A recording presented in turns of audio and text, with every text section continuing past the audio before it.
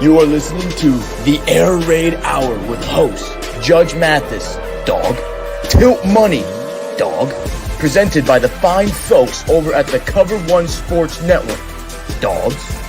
Bills Mafia, let's go!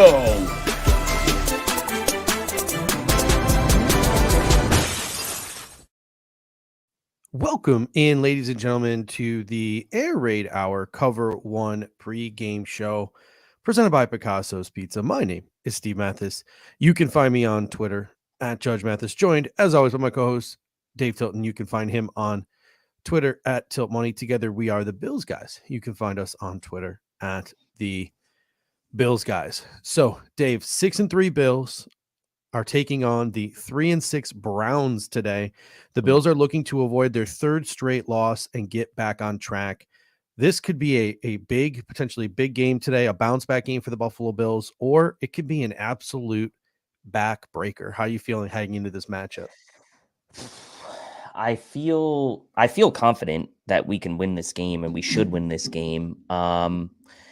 Looking back on the last two games, as much as we were confident going into that Jets game, it was not a great matchup for the Bills. And there was some hesitancy there as far as like being a division game. We knew the Jets had a great defense, and we're going to talk about the Browns defense in a bit. But I feel out of the last three games, this is the most confident I've felt going into the last three games. And this is a game that the Bills can use as a get right spot. Right. The elements aren't going to be an issue. They're going to be indoors. Josh Allen has really historically performed well in indoor games. He hasn't had a ton, but he's performed well in them. And I feel good about this Bills team coming into this game because of who we're playing. And this is not really a disrespect to the Browns organization, but it's just like, this is one of those games the Bills have to look at and say, like, we need to win this game to get back on track, have a good taste of in our mouths going into Thanksgiving and beyond. But so I feel pretty confident today that the Bills can come out of this with a W, but you just never know. So you just got to play the game and play it and get out of there with a win no matter what happens. Yeah, obviously today's game is being played under interesting circumstances. All the snow that is being that has fallen in Buffalo. I think friend of the pod Luke Russert had the best tweet of the day yesterday. He said this the following: the stories coming out of Buffalo of neighbors shoveling driveways and plowing roads so Bills players can get to the airport. There is no bond, no community ethos like it in professional American sports. What a town, what a team. Speak a little bit before we get into the game, just about everything that's gone on this week and what it took to even get this game played, obviously here in Detroit, not in Orchard Park. Yeah, I mean, a lot of opinions flying around on the whole situation, but at the end of the day, like, I have to think that the Bills organizationally really did everything they could to make this happen in the most efficient way possible. A lot of people out there are kind of bagging on the Bills organization for how they handled the travel situation. Obviously, the Bills didn't find out till Thursday that the game was being moved, and a lot of people were saying, well, why didn't they travel on Friday? And it's like, logistically, it's a lot, right? And I know the NFL has gobs and gobs of money, but like the community kind of putting their best foot forward to make sure the Bills could get to this game. Selfless acts like that of like shoveling or just like, clearing paths for the roads so that the buses could get through all these different things and ultimately get the Bills to where they needed to be. I do agree with Luke. I don't think you'd really see this anywhere else. Like the fact of the matter is the Bills have that sort of neighborhood feel when you get to sort of the relationship between the players and the community. And like, there's only a few places really in all of sports you get that, and really very few on the professional level, right? Some more maybe on the collegiate level, but not so much on the professional level. So really my hat's off to those people who helped. And I'm not in the debate of like why they're helping this or that, but the fact is they did help and they made it, and we're playing today. So, hey, I'm happy about that. We're playing. Before we get into the actual game, this show is brought to you by Picasso's Pizza. 4 great locations in Williamsville, West Seneca, Lancaster, and Blaisdell. Buffalo Pizza since 1980. You can order online at picassospizza.net, and if you're an out-of-towner like us, you can even get it mailed to your home And I can tell you from experience, it's just as good as getting it fresh from the restaurant. Again, that is picassospizza.net. So let's get into it a little bit with the inactive list, because that just came out. The big news of the day is that Jordan Poyer is active. Jordan Poyer is back. Speak to just how important of an addition and how awesome it is to have him back on this defense. Look, it's been very well publicized, the statistics of our defense with and without Jordan Poyer in the lineup. It's very clear that this defense raises itself to another level when he is in the lineup, whether it's from a communication standpoint, a comfort standpoint of those younger guys knowing that he's back there, leadership standpoint as far as him getting the guys where they need to be in the right spots, and just it brings a presence to the defense that I'm not saying we lack with other guys, but there is a different level of presence that gets brought to the lineup when Jordan Poyer is in. And knowing that duo of Hyde and Poyer is not going to play together this year, having at least one of those guys back and to pair with what looks to be, I'm not going to go as far as say his future star, although I want to say it, with DeMar Hamlin. That Hamlin combo, it could be really a nice pair for the defense going forward. And regardless, having Jordan Poyer back in the lineup for today's game is going to be big, because we know guys like on the Brown side, David Njoku, are back from injury and he is active today. So going to be important. We're roaming the middle of the field there without Tremaine Edmonds. So really huge. And I expect that this Bills defense will rebound. And knowing some of the big plays we gave up against the Vikings a week ago, I think there will be a lot of focus and kind of making sure that type of stuff doesn't happen with Poyer back. Yeah, the big injuries for the Browns: Newsome out with the concussion that he suffered in practice. He's their starting nickel cornerback. In his place will likely be AJ Green. That's who we'll likely see in his place, unless they make some shifting in their secondary, maybe move a guy like Greedy or Emerson inside and play Thomas Graham on the boundary. But it'll likely be AJ Green subbing into that spot. And David Njoku is active. We got a comment here from Pops Mafia. It says Edmonds and Groot will be hurt and are out. So that hurts because the Browns like to run the football. That is in fact that's a statement of fact. Tyrell Dodson is filling in at inside linebacker. Jordan Poyer being back helps. I think he's going to be a little more stout at the line of scrimmage from the safety position. Him and Hamlin, the combination of the two, I think that'll make it a little bit easier on the Buffalo Bills defense. Tyrell Dodson played well against Pittsburgh. He struggled coming in the second half against Minnesota.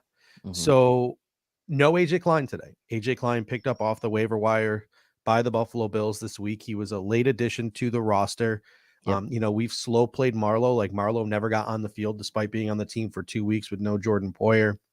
Are you surprised AJ Klein isn't playing today, the way he knows the Bills defense and the way Tyrell Dodson struggled in the second half against Minnesota? And some people in the comment sections were talking about maybe seeing Balon Spector today. I am, and I'm not at the same time. I know that's like not a really an answer, but like the way they brought Marlowe back and didn't activate him kind of led me to believe that Klein was likely not to be active today. Although in this spot, it would be a nice spot to have him active. I do think the Bills are not as beefy right now on their front seven as they would like to be, especially against this Browns team. So you would have liked to maybe had that added beef of AJ Klein at the linebacker position active today, but he's not. So a lot of pressure on Dodson today, and a lot of pressure really on the interior of that Bills defensive line. We'll get into that in a bit, but I would have loved to have Klein in today for just that ability to kind of help in defending the run game. But yeah, a lot of pressure on Dodson today, and it's not a great matchup for him, I'll say. Yeah, I mean, looking at the Bills team, we're going up against the Cleveland Browns, which is a team that likes to run the football. Now, they like to run a lot of their football out of 11 personnel, and we're going to get to tendencies in a little bit. But at the same time, we're going up against the Cleveland Browns, who like to run the football, and we've got 4 defensive linemen active, 4 defensive tackles active, so that's only 8 along the defensive line, and then 5 linebackers, and then 10 DBs against the Cleveland Browns. So I shook my head a little bit in terms of the numbers game, but sometimes injuries, sometimes players just coming into town, etc., playing into that. Like, we could argue back and forth about it all day, but really at the end of the day, maybe the Buffalo Bills just really didn't have a choice with who they activated because of injuries and because of guys just getting here, like AJ Klein. So let's move on now and let's discuss the Buffalo Bills offense versus the Cleveland Browns defense. And I want to start with the tendency report from SIS, Sports Information Solutions. So looking at the Cleveland Browns defense this season so far, and I'm excluding garbage time and I'm removing spikes and kneels, they have played a majority of their season. There's a 43% usage rate in 4-2-5 personnel.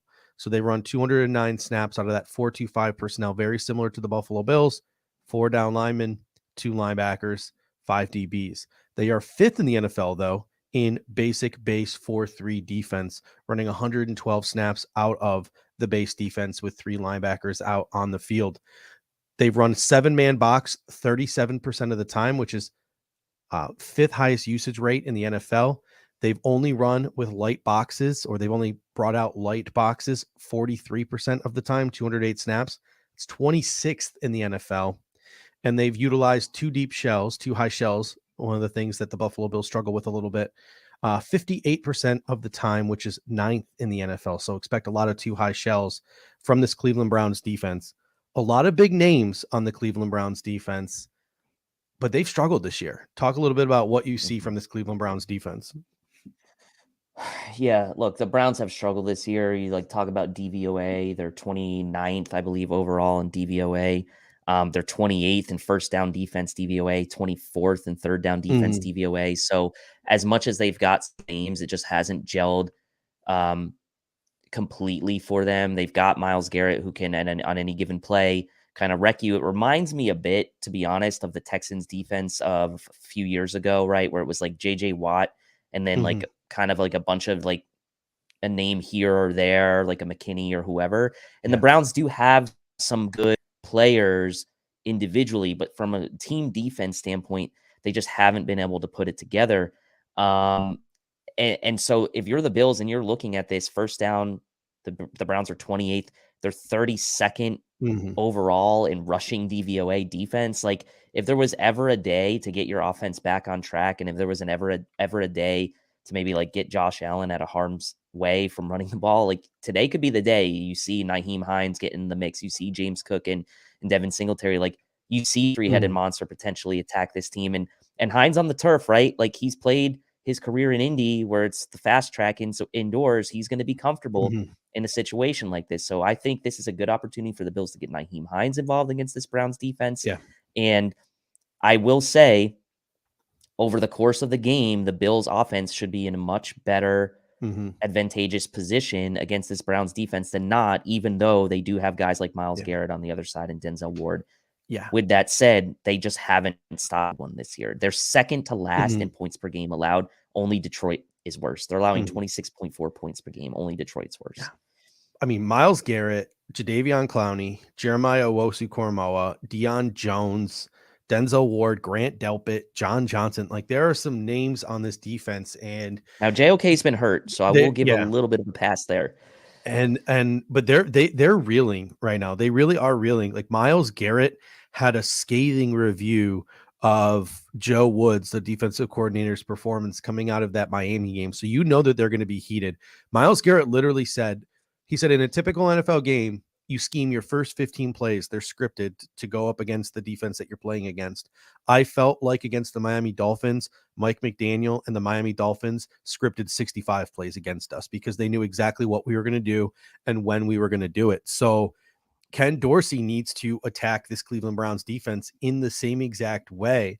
If Joe Woods is really giving away a tell like that, I mean, Myles Garrett was ticked off after that game and absolutely had those scathing remarks for his defensive coordinator. And I got a quote here from the Browns Wire, Corey Kinnan.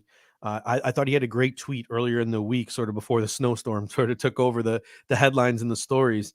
Corey Kinnan tweeted, Garrett's impact should be more visible against the Bills. Miami was three-step dropping and getting the ball out quick, which neutralizes the Browns pass rush. The Bills aren't afraid to load up and drop 5 to 7 steps. Let Allen hang in there. I'm waiting for this Buffalo Bills offense to give us that LA Rams game plan again, that Aaron Donald game Mhm. plan again, where they are getting the ball out quick, they're spreading the ball around, and they're taking calculated deep shots. I said it last week and I'll say it again. It seems like this team is a little too full of themselves after that Madden-like performance against Pittsburgh, and they just keep trying to force all of these deep shots, and they're not taking what's there underneath. So I would really love to see that LA Rams game plan where we're dinking and dunking and death by 1,000 paper cuts in the first half, moving the ball down the field, controlling possession, scoring in the red zone, which is something we're going to get to. And then in the second half or later on in the first half, take some calculated deep shots. That's what I would like to see from this football team today.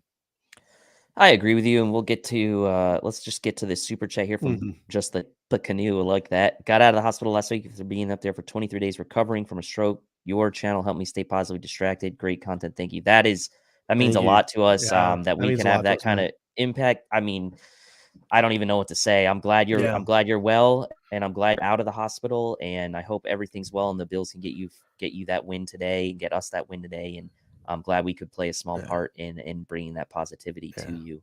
So we really One of the appreciate that. best names too. Yes. I think about what you just said, and I think about that Patriots game near the end of the year last year where the Bills, like, Josh Allen finally just said, look, I'm going to take what the defense is going to give me. And you saw the rest of the season and into the playoffs. That's what he did. And he was just amazingly efficient with the football from that point on, the last stretch of the regular season and then into the playoffs. And I think he acknowledged as much this week in various kind of quotes that he gave that he's got to do a better job of doing that. And it's not a regression, right? It's just like sometimes you just need to level set yourself, right? And everybody goes a little sideways every once in a while. And I think Josh realized now, like, he put his team in bad spots the last two games. And I think you will see a very calculated and a very determined Josh Allen today. And I think you will see him taking what the defense is giving him. And that could equate to this short passing game. I know JOK's back in the lineup and he's one of the better coverage linebackers in the league, but the Bills have to find a way to make sure that passing game's there. And again, Nyheim Hines, maybe another weekend, get him involved in the passing game, maybe James Cook, Dawson, not like there's going to be opportunity for the Bills to get that short passing game going. And I do think it does. It is important that the Bills are a little less like, let's just try to force it to Diggs and see what else happens. They need to be a little bit more creative with how they do this as well. And I think Ken Dorsey is going to have a say in that hopefully today. But I agree with the game plan from your perspective. I think that should be part of it. And Javante, the Bills fan, comes in and says Buffalo's screen game is horrendous. They have to go back, just like against the Rams, and just like earlier in this season, find extensions of the running game. You don't necessarily have to run the ball more if you can find these extensions of the run game, screen passes, getting the ball out to Diggs where he can get yards after the catch, things of that nature. That's what the Buffalo Bills should be focusing on these next couple of weeks to try to get these 2 dubs and then to try and get back on track with these 3 AFC East games. I mean, I have 3 things that I want to see the Buffalo Bills offense do today, or 3 things that I think they need to be effective in doing in order to beat the Cleveland Browns today. And obviously, I think going back to more of that LA Rams game plan. But part of that is, and we just spoke on it a little bit, is Josh Allen taking what the defense gives him and picking his shots. He's got to limit those turnovers. I felt like in the Vikings game, we did a great job in the first half and scored 24 points. And then that all went away in the second half. So it can't just be Josh Allen coming out of the gate and doing it. He's got to be consistent throughout the entire game, and he's got to carry it after halftime. So that's one of the things that I'm going to be paying attention to the most is if the Buffalo Bills do have success in the first half, which hopefully they do, it carries over into the second half, because that has been one of the biggest problems for this team the last couple of weeks. What are your thoughts on the second half struggles? I agree with you. I mean, we haven't really seen the Bills play maybe a complete game since the Steelers game. And this is pretty cool. My girl, Just Tip says, my girlfriend got me one of these cameo videos from Rousseau, one of the coolest ever. Yeah, that's pretty sweet. I'm sure that is something that would lift the spirits for sure. I agree. I think that it's got to be out the entire game, and it doesn't mean that, like, the Bills don't have to be super aggressive in necessarily trying to put the Browns away like we saw them do against the Packers, right? They Mhm. were super aggressive, still even near the third quarter, throwing it deep. Like, just do more of the same Mhm. and kind of continue on that sort of efficiency route. And as far as like taking what the defense is giving you and making sure you're just moving the chains, keeping possession. The last thing you want to do against a defense that has struggled as much as the Browns is give them some free field position through turnover. The Browns are fourth to last in the NFL in turnover differential. They're -5, one of the worst in the NFL. Mhm. You don't want to give one of the worst teams in the NFL over differential cheap possessions, cheap short fields, knowing that they've struggled really on that turnover differential margin throughout the year. So don't give them that. Don't give them those Mhm. opportunities. If you have a 6-8 play drive where you end up driving to midfield or just over and you have to punt, so be it, right? Like, so be it. So um, I agree with you. And just the added point to that is like, don't give the Mhm. Browns short fields with cheap Yeah. turnovers. Just please don't.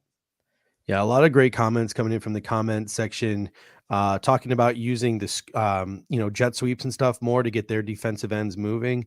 I think you got to see more of that today. You got to see more motion in this offense today, whether it's Naheem Hines out there, whether it's James Cook, whether it's Isaiah McKenzie, whether it's Khalil Shakir, whether it's Stefon Diggs. You got to get some of these receivers and these running backs moving sideline to sideline, get these defensive ends thinking about more than just Josh Allen, because Jadeveon Clowney and Myles Garrett are capable of some really big things.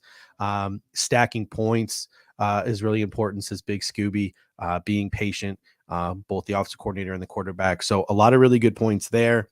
The second thing I wanted to get to, on top of just more of an LA Rams type of game, limiting the turnovers from Josh Allen, taking what the defense can give them, this team needs to figure out what's going on in the red zone, and they need to figure out what's going on in short yardage situations. They need to clean those things up fast because, again, we're capable. And again, I don't want to sound overconfident because we're coming off a 2-game losing streak. We're capable of not fixing the red zone problems and not fixing the short yardage problems and still beating the Rams, or I'm sorry, still beating the Browns and the Lions. But when we get into that 3-game AFC East, swing of things coming out of these 2 games, we're not. So we got to utilize these 2 games to clean it up. And you can obviously slip in these 2 games if you don't clean it up. So this is really sort of the where we can incubate and where we can start to fix these red zone and short yardage problems. That should be a focus for the Buffalo Bills today. What are your thoughts on What the red zone struggles and the short yardage struggles? Yeah, what better situation to try to work through these things against teams where even if some things don't work, you probably can still win the game. So I'm Mhm. sure the Bills have been practicing on red zone. I mean, there's no doubt about it, right? Yeah. Figure out a way to run in the red zone. I agree with that, Pops Mafia, and especially in the second half.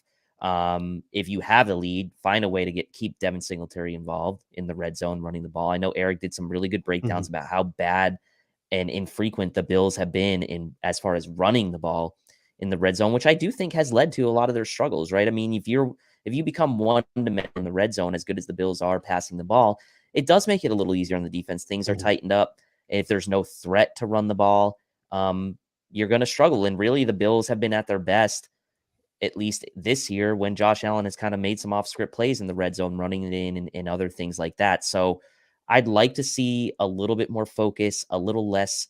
Um, I want to be clear with this. I don't want the Bills to be cute, but I want them to be creative. Mhm. And I think there's a Yeah. difference. And I think that at times the Bills have gotten a little too cute in trying to do things in the red zone that they just maybe they're not comfortable with or didn't match the Mhm. personnel. But you do need to be a little bit creative. And part of that is figuring out when to run the ball. You mentioned the Browns don't play a lot of light boxes on defense. So maybe there's not as much opportunity, but at least try to work through it, right? If you can Mhm. run, maybe get some success running the ball against a Browns team who does stack the line a bit, then that should give you some confidence going in Detroit and then these other games kind of upcoming against the AFC. So I like this as an idea. I like these 2 games as an idea, or as a don't want to call it practice Mhm. on the fly, because that's not what it is, but to your point, you can work through some things and potentially still win this game, even if some of Mhm. these things don't work. So, just a tip here says, how do you guys feel about the aggressive 4th and short when 3 points would be safe? Is it because we have number 17? 100% because we have number 17. Yeah. I personally I'm a big fan of it. I had no problem with them going for it on 4th and 1 last week instead of taking the 3 inside the red zone, because I think that would have put the game away. But then it all comes down to execution. It comes down to what we're talking about. The fact that the Buffalo Bills are not executing in the red zone, the fact that the Buffalo Bills are not executing on short yardage situations. It was 2nd and 1 from like the 11-yard line, and the Bills went pass. They couldn't pick up a yard. And then that last pass was picked off by Patrick Peterson. So that's just unacceptable execution. And that's unacceptable game design. Wherever the issue lied, it's got to get fixed. And Pops Mafia brings up a really good comment. He's like, they haven't been practicing at all this week. Obviously, they were too sick from a bug earlier this week to get out there and do team stuff. And then they had to cancel practice on Friday. So the only chance they had to really install team stuff was on Thursday. So yeah, the Buffalo Bills haven't had a lot of time to install this week. So you're probably going to see a lot of older concepts. You might not see new wrinkles this week, but they got to execute it, and they got to execute a hell of a lot better than they have been at least the last couple of weeks, especially in these short yardage situations. The last thing I want to talk about in offense was we got to find something that works in the slot. The Buffalo Bills offense needs a bona fide third option in the passing game. It seems like a number of teams are bracketing Diggs, and he's still getting his. I'm not too worried about Diggs, but then that allows the number one corner for the other team to go mano-a-mano versus Gabriel Davis, which has been somewhat effective. So the Buffalo Bills need that third weapon to step up. We were one of the first people. This show was one of the first shows to really sound the alarm that the Buffalo Bills offense was missing that third weapon. We've been talking about OBJ for a long time. And about a month and a half ago, we did an entire segment about have the Bills struggled to replace Cole Beasley? And it was sort of a minor inconvenience then. It is a glaring problem now. And the Buffalo Bills need to figure out who that third option in the offense is. Dawson Knox, who they paid a ton of money to. I understand that he was going through a lot earlier in the season, both in his personal life and with injuries. I understand that he's more than just a receiver, and we paid him to be more than just a receiver. Is it Nyheim Hines, who we traded for? Is it Khalil Shakir? Do we fix what's going on with Isaiah McKenzie? Whatever it is, the Buffalo Bills need to take the pressure off of Stefon Diggs to a degree, because he still gets his, and they really need to take the pressure off of Gabriel Davis. What do you think the Buffalo Bills need to do in this slot, or how are you feeling about this slot situation heading into the Cleveland game? Well, I think it was around Halloween that we were like, okay, let's see what happens here over the next month. Yeah, and this is a good point from Aaron. All I want in the red zone is to roll out Josh and put defenders in conflict. I do like that idea. About a month ago, it was like around Halloween, we were saying, what do we do with the slot position? And we had the OBJ talk, and I was like, okay, let's see how November goes, right? Let's see how these next several weeks go to see if a guy like Shakir steps up, a guy like McKenzie steps up, or they figure out some other way to kind of figure out this slot position. And 3-4 weeks later, I don't think we really have any answers. And I think that's why people are still clamoring for Odell. And I think that's why people are upset seeing the news that he's kind of, at least it's been reported that it's been narrowed down to the Giants and the Cowboys for him. I think we wanted to see how it went over the last 4 or so weeks, because we were hoping that a guy like Shakir would step up into that role. And we were hoping maybe McKenzie could offer some semblance of consistency, knowing that he wasn't really the traditional true slot that Cole Beasley was, and really neither of those things have happened. I don't know how much to blame on the players or how much to blame on Ken Dorsey or what have you, but the fact of the matter is that is a lacking area in this offense right now. And when this offense is really humming and is capable of what its ceiling is, it's when that position specifically is heavily involved and is heavily reliable for that matter. And Josh trusts it. And I don't know if we have that right now. I do agree with Pops and others to say that Dawson Knox needs to be more involved. And look, you're paying him a lot of money to be more involved, but he's not like your slot solution, right? He's your tight end. He's your big body over the middle. He's that type of thing, but he's not really the guy that's going to go down to a tight space on a ball low and away and slide on his knees and make a catch on a 3rd and 6. Like, that's just not what Dawson Knox is. So who is that guy? Could it be Shakir? I don't think it's McKenzie, and it could be Nyheim Hines. So for me, I'm looking for answers over these next. I'm looking for answers over these next 2 weeks. Can a guy like Nyheim Hines maybe fill that void? He's a great receiver. Yeah.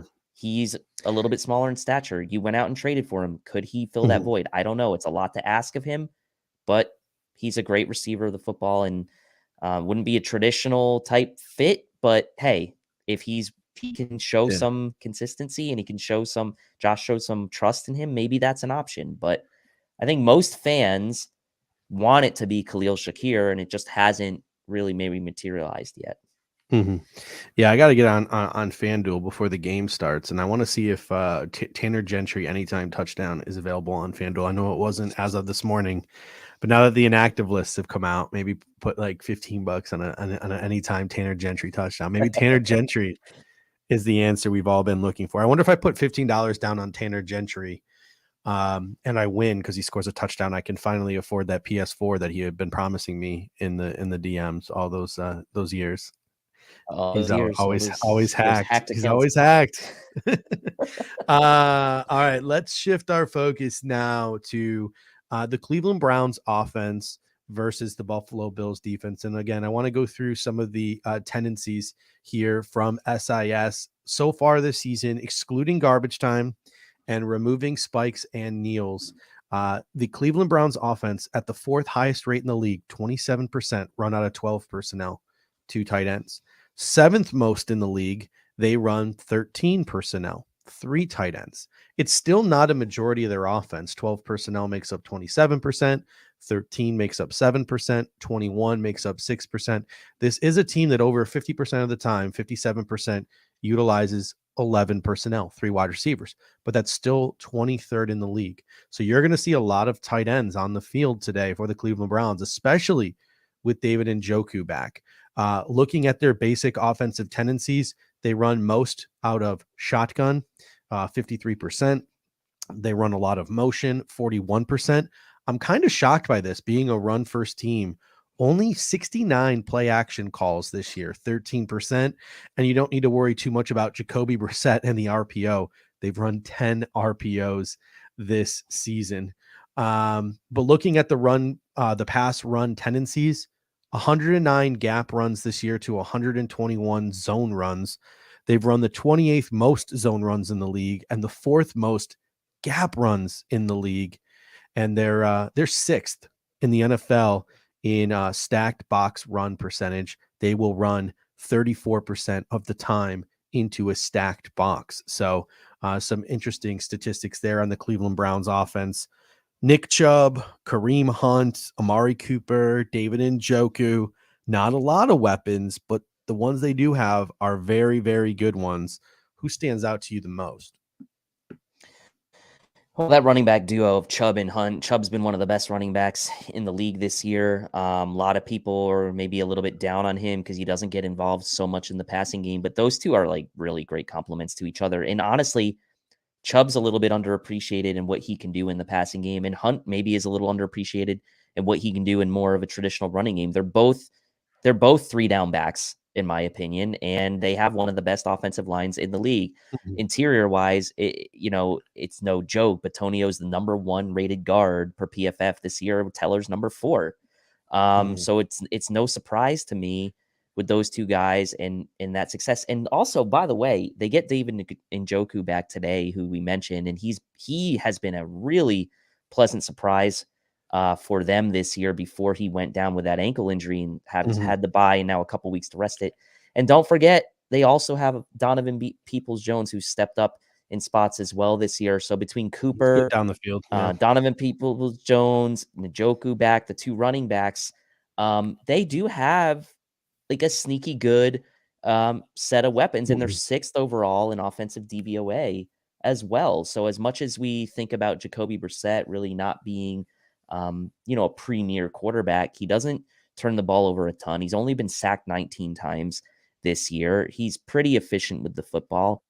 What you'll say is that he's not super mobile. So if you can get him off his spot, he's not really a big threat to run with the football. So, but this is a sound offensive team, the Cleveland Browns. And by the way, they're a top 10 offense statistically, just on raw statistics as well in the NFL. So regardless of what you may think about Jacoby Brissett, they've been able to move the ball this year. Obviously, aided in huge part to that running game with Chubb and Hunt. So definitely not a team to take lightly on the ground. Mhm. Also one of the better third down conversion teams in the league on offense. So, Yeah. you don't want to see the Browns go on these long 12, 15 play drives because they can really wear down your defense.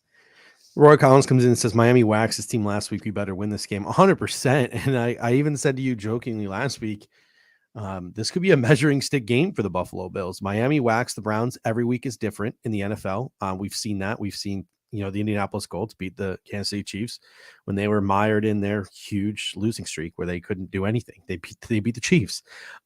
So it's a week-to-week league. The Buffalo Bills have not had a lot of practice this week, et cetera, but this could also, be a measuring stick game. Miami waxed this Cleveland Browns team. If the Buffalo Bills escape here with a tight win or they lose this football game, what does that say about this team that a week ago Miami waxed them and the Buffalo Bills can't do the same? So some people could consider it a measuring stick game. Other people could say it's a week-to-week league, and there's a lot of interesting circumstances that went into this game. So a number of different ways to look at that. But looking at this Bills defense specifically, it all starts with the front four. And we talked about last week against the Vikings. They played well. They just didn't play perfect. And if they played perfect, they probably would have won that football game. The front four, that 8-man rotation, it needs to be near perfect this week, both in stopping Nick Chubb and not letting Jacoby Brissett get any time to get the ball into the hands of people like Amari Cooper. I mean, the fact is like, it's strength on strength right now, Mhm. right? It's the Browns offensive line against this Bills defensive line. I know they're missing Gregory Rousseau, but Daquan Jones, Ed Oliver, Jordan Phillips, these guys in the middle, we talked about how good the Browns guards are. They need to have a really, really good game. And it starts with those guys, I think, in the middle and then kind of working your way out to the edges. I think the Bills, I don't know that they're going to go away from a lot of what they did last week. I think they're going to try some of the same. I think they're going to try to get home with 4. I think they're going to hope that guys like Von Miller this week can get home, where the Browns, if they have a weakness on this offensive line, it's on the edges. That to me sets it up that this interior, if they can play a really good game and hold their own against that Browns strength, which is their interior, then the Bills could have some success in getting the Jacoby Brissett today. But we mentioned only been sacked 19 times this year, which is like 20th or bottom third in the league. So it does start up front, and it's going to set the tone, I think, for the way the entire defense plays, front to back. As in, if this defensive line plays well, it could, maybe mask some efficiencies we're going to see with guys like Terrell Dodson playing against the run game, and then all the way back to the back end as far as, deep shots or the passing game or whatever you want to, say for the Browns. So defensive line today, it's a huge key.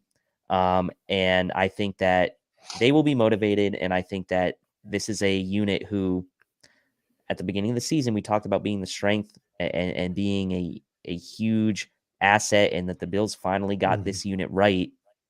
Go out and do it against one of the better offensive lines in the league and show that you are a force to be reckoned with, and kind of set that tone early. So I want to see this defensive line set that tone early. But I do think guys like Daquan and Ed and Jordan Phillips have to be on today. They really do have to be on. And they have to be on because Tremaine Edmonds is not playing with that groin injury that knocked him out at halftime of the Vikings game. Tyrell Dodson played admirably against the Pittsburgh Steelers, not so much the second half against the Minnesota Vikings. We sort of had a conversation at the top of the show, like a little bit surprised, but not surprised that AJ Klein is inactive because of the way Dodson struggled in that second half against the Vikings. It seemed like on the goal line, I don't know if it's because they went into 43. I didn't have the heart to go back and watch too much of that Vikings game, at least not yet. I'll get to it. But Tyler Matakevich was in there on the goal line for the Buffalo Bills at some points last week. Do we see another linebacker mixed in there this week if Tyrell Dodson struggles? Do we see? I don't think you'll ever see Tyler Matakevich out there, but do we see Terrell Bernard get run at inside linebacker? Which again, I doubt.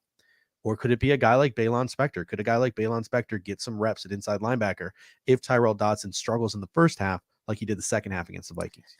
He could. I mean, you did see Medikevich get some run down near the goal line last week against the Mhm. Vikings, so there were some defensive snaps there. Felt like Not 1984 significant. old school football. I wouldn't mind seeing Spector get some snaps. Mhm. I think there's a little bit of a mixed feeling on him. I know there are some people who think that he deserves a chance to get some snaps. There's Mhm. others who feel like he is going to fall flat on his face if he does. And Yeah. so for me, it's going to be interesting because Bernard obviously doesn't have the weight, right? Mhm. Like an Edmonds or a Spector or a Dodson, but he's athletic. He's more athletic than these guys, and he can get in the backfield. That may not be the recipe for today if you're going against a team that likes to run the ball a ton, which again is why I'm kind of missing AJ Klein in this game. But I would not be opposed to seeing Spector get some run, even if Dotson's playing, okay, like maybe mixing him in for a series or two. Like Mhm. I'm not opposed to that just to see what he can do. Yeah, I mean, moving on here too, the Bills probably win last week if Tremaine Edmonds doesn't get hurt, and the Bills probably win last week if Jordan Poyer plays in that football game, because Jordan Poyer probably doesn't take the wrong angle on that Dalvin Cook run. Mm. Jordan Poyer, learning his lesson from Hail Murray, probably knocks the ball down on that 4th and long. Jordan Poyer is back in this football game. We talked a little bit about it on the top of the show, but whether it's at the line of scrimmage with Nick Chubb and Kareem Hunt, whether it's in the middle of that secondary when they're in two deep shell, helping with guys like Amari Cooper, whether it's helping with David Njoku over the middle of the football field, it is absolutely huge that Jordan Poyer is back and playing in this football game. Just for anyone who might not have been here at the top of the show, because we've pretty much doubled or tripled our numbers since then, just talk about how big of an impact Jordan Poyer is going to have on this football game. You mentioned a couple plays right there. I mean, Mhm. look, we don't know what would have happened, but I do know that we would have likely had a better percentage chance of stopping some of those plays if Jordan Poyer was in the game. I don't think it can be understated how important it is to have him back, and Mhm. it is good timing for the Bills getting him back, just like it's good timing for the Browns getting David Njoku back. Like the Bills need some horses back on their defense, and with Edmonds out, uh, I think Poyer is going to be sniffing around, sniffing around Mhm. down near the line of scrimmage a bit today. Like him and Hamlin, they honestly could be X factors, not just on the back end, right, but in the run game, right? Mhm. I think those guys have, and Hamlin especially over the last several weeks has shown an ability to be a freaking missile trying to tackle guys in the run game. Poyer back, we know his propensity to help in the run game. I think having Poyer back is huge as far as like the passing game, but I actually think it's going to help in the running game as Yeah. well. So I do think that duo of Hamlin and Poyer will be an asset together in the run game. And like I said, cannot be understated. Getting Poyer back, leadership, communication, whatever, you know, angle you want to come at it from for his importance to being back, it's huge. And you may Mhm. think, well, it's just the Browns, but the fact of the matter is the Browns do have at least DVOA and skill position players. They do have some guys, so it is nice to get him back for this game, and especially get it back not just in time for that AFC East stretch, but for a couple games before, Mhm. which is really nice, I think. Transitioning now to special teams, the Cleveland Browns shocked people this past April when they took kicker Cade York in the 4th round. It wasn't a shock to me, but he seems like they seem like they've found their Tyler Bass. He's been pretty reliable for a rookie kicker, 15 of 19, 20 of 22 on extra points, and those numbers would probably be better if he had a better holder. Corey Bojorquez is his holder, so those numbers might even be better. And that brings me to my next point. Cody Bojorquez revenge game. Are you concerned? With Corey Bojorquez and that big leg in a dome. No, we'll be getting the He ball gonna in the hit the 20 ceiling? plenty. Is he gonna hit the ceiling? No, but he's gonna be punting it through the end zone plenty, so I'm not uh, really too worried about that. We'll be getting the ball in the 20 quite a bit. and again, me saying this is probably gonna, bite me in the backside here, but I do think for the first time, one of the first times this year, the Bills might have an advantage in terms of return specialists.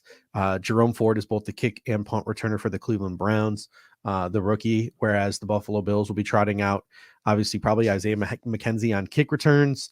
Duke Johnson's not active this week. I don't think you're going to see some of those crazy kickoff type of things that you saw from Minnesota. And then I've just really been impressed with the aggressiveness of Nyheim Hines on special teams at the punt return position. Sort of harkens back. Greg Tomset made this point in the Cover One chat, so I want to make sure he gets the credit for it. Harkens back to it feels like the Andre Roberts days back there a little bit with the aggressiveness from the punt returner. It's not so much punt fielding, it's punt returning when you have Nyheim Hines back there, and that's been nice. And I think Nyheim Hines is capable of making a big play or two today on special teams that could flip the field and really help the Buffalo Bills. But speak on how nice it's been to have Nyheim Hines back there returning the punts the last couple of games. Yeah, and I think that's maybe a forgotten aspect of this trade, right? Is like people wanting to get a running back in to kind of bolster run game, maybe help in the passing game, but like his ability to return punts is really important. I mean, he was he did return kicks and punts in college, but he's primarily been a punt returner in the NFL. And that's I think where he's most comfortable as far as punts versus kicks. He's more comfortable doing punts, and he's got a little bit more burst and speed than Andre Roberts did at that point in his career. So Nyheim Hines is a guy that could make a big play for you in special teams and has the ability to take it to the house if he's given some space. And he's sure-handed. I'm sure I'll jinx him by saying that, but the fact of the matter is it's like you don't have to put that added extra bit on Khalil Shakir's plate back there as a punt returner. You can kind of hopefully let Shakir focus just on the offensive side of the ball. And again, hasn't really played itself out that way yet, but one less thing for a rookie to think about is never a bad thing mentally. So it's been really nice to get Nyheim Hines back there. And he has made some nice returns in his short stint so far. Yeah, we got Pops Mafia coming in and saying the CBS broadcast is saying that they think it's about 60-40 split Bills fans at the game. So that's interesting. I'm not really too concerned about crowd noise or anything like that. Kudos to anyone who was able to get out there to Detroit. There was a great video that was shared this morning of a Michigan, like a kid who was a Bills fan living in Michigan, and his parents surprised him this morning with Bills tickets, and he was like in disbelief, and he was like crying over it. So that was really cool to see. So there are a lot of positives that come out of the negatives of Bills fans, obviously, who have season tickets or had tickets to the game not being able to attend, and kudos to the people who are making the best of the situation that we have found ourselves in here. And that's going to lead us to our pregame superlatives for the Buffalo Bills versus the Cleveland Browns at Ford Field in Detroit. And we're going to start off, as we always do, with our Take Me Higher player of the game. As we do this, we'll give our predictions for the star player for the Buffalo Bills we think needs to step up for the Buffalo Bills to have success and win this football game. Obviously, Josh Allen is excluded for anyone who's watched this show before, so he's not going to be either of our Take Me Higher players of the games. But feel free in the comment section to share your Take Me Higher player of the game, and we will read some of those off as well. Can you take me higher to a place where blind men see? All right, so Dave, let's start out with you. Who is your Take Me Higher player of the game? 2 weeks in a row, I'm going with this guy, and he had a okay game last week, pretty good, but this is huge, right? I mean, I think Ed Oliver for me is the Take Me Higher player of the game this week, going up against that really sturdy interior of that Browns offensive line, setting the tone and kind of stopping the run game and generating what pressure he can up the middle to kind of help out our edge guys. It's really important, I think, for Ed Oliver to set a tone in this game, especially knowing that he doesn't have Tremaine Edmonds behind him and helping defend the run. So I really need Ed Oliver to take this team higher and really take this entire defensive line higher today by setting the tone on early downs. Buffalo defendant comes in and says, Jesus said heart attack. Yeah, I might have to bring the audio down that clip a little bit. So sorry about that, Buffalo defendant. But yeah, I'm with you there. But I'm going to go with Pete Nana. I'm going to go with Poyer. Big if he guts out the elbow injury, no way. That's not like 100% healthy. But I'm going with Jordan Poyer as my Take Me Higher player of the game. I think he's just going to be so beneficial both in the run game at the line of scrimmage and, roaming center field and playing back there in the secondary on guys like David Njoku and helping out with Amari Cooper. So I'm going to go with Jordan Poyer as my take me higher player of the game. Does he have an interception in every game he's played in this year? I think he might. And if he does, that streak, and if he does, that streak continues today. Pops Mafia comes in, says Dawson Knox. Jason Suggs says Gabe Davis reappears. Stephen Burns with a great stat here says Oliver had 11 pressures last week. Yeah, he was a monster last week. It was unfortunate the defense, couldn't, seal the deal at the end there. Biggie Scooby comes in and says, I got Benford with 2 picks. So that might be more wild card, I think, than take me higher. So that's what we're going to jump into next. And Stephen Burns comes in and says Devin Singletary here. Next is our wild card player of the game, a secondary player for the Buffalo Bills that could step up in a big way and help lead us to victory. Guys, why aren't the brakes working? Because I cut the brakes! Wild card, bitches! Yeah! What? And I think this is like maybe this might be the new Josh Allen. We're not allowed to say Daquan Jones anymore because he's sort of that quiet guy in the middle of the defense. He's a real wild card because he just sets the tone for everyone else. But Buffalo defending coming in with a great comment there with Daquan Jones. Who is your wild card player of the game? Totally whiffed on this last week, but I'm going to go to the well again. You're going to see that for me this week. It's a little bit weird, but I'm going to go to the well again this week and say Nyheim Hines, wild card player of the game today. Didn't really get any run on offense last week. I think he had 1 catch, if I'm not mistaken, in that Vikings game, but really not a ton of run. I've been big on putting guys like James Cook and secondary sort of backs as my wild card players this year. But I think Nyheim Hines, whether it's in the traditional offense as a runner or receiver, or as we hinted at earlier in special teams with a big punt return, to really just get that mojo back for the Bills on offense. Give me Nyheim Hines. A lot of chatter this week about why did the Bills trade for him or not even using him, looking at guys like Jeff Wilson getting a lot of run for the Dolphins and Nyheim Hines not making his impact necessarily yet.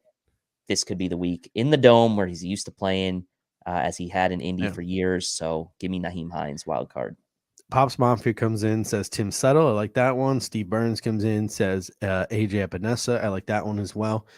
I'm gonna go against the guy I've been sort of railing against for weeks now. I'm feeling, maybe it's the Greg Newsome who usually typically works the slot for Cleveland. I'm feeling an Isaiah McKenzie game.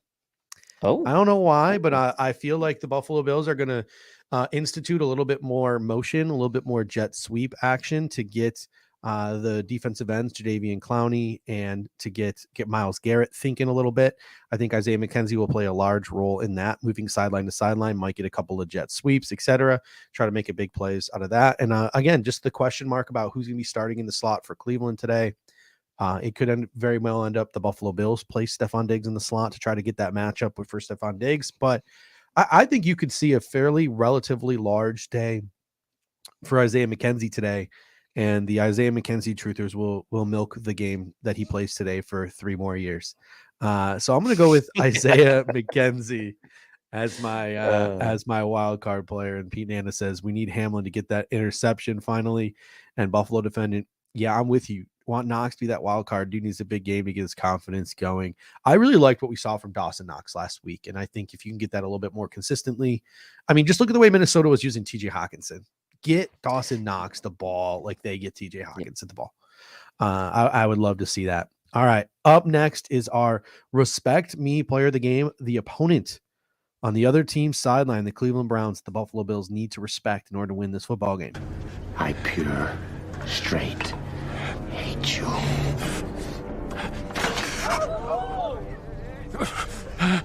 But God damn it, do I respect you.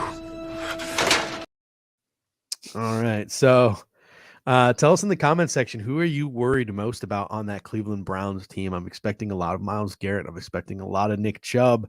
Dave, who are you going with?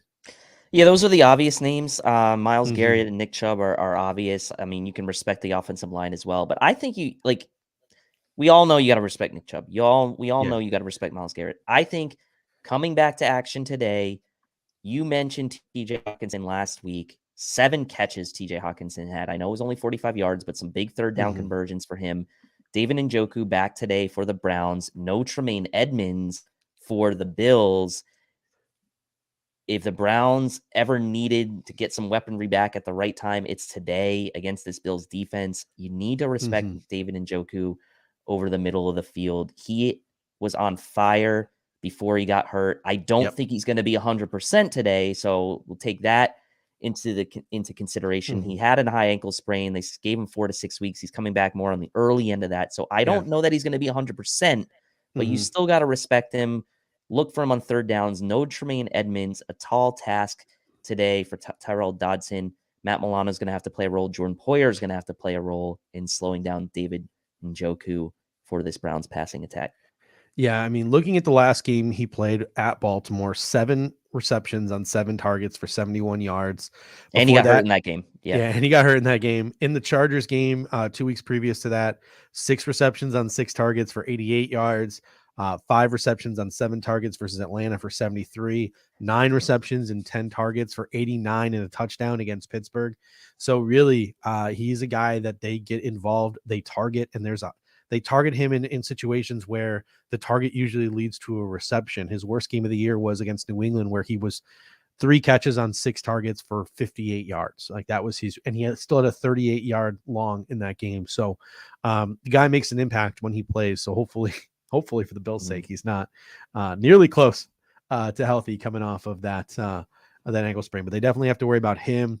I'm just going to be Jeremiah Owusu-Koramoah. I loved him coming out of the draft. I want him so badly. I already spoke on Myles Garrett and Jadeveon Clowney, how the Buffalo Bills need that LA Ram approach where they get the ball out quick. That's what Miami did so well. They were just asking Tua to read one side of the field last week, get the ball out quick, and that's what he did. And it completely stymied that Cleveland pass rush. Don't know if the Buffalo Bills do that. And when the Buffalo Bills do drop back, a guy like Jeremiah Owusu-Koramoah scanning the middle of the field is definitely something that Josh Allen is going to need to be aware of, especially with the way he's been sort of turning the ball over lately. Owusu-Koramoah is a weapon for them, sort of playing a pseudo DB from that linebacker position and going sideline to sideline. So Jeremiah Owusu-Koramoah is going to be my guy to keep an eye on and to make sure to respect outside of the big ones. That leads us now to our hottest take of the game. Oh my God! We're having a fire sale! Oh, the burning! It burns me! Evacuate all the school children! Ah! Oh, me!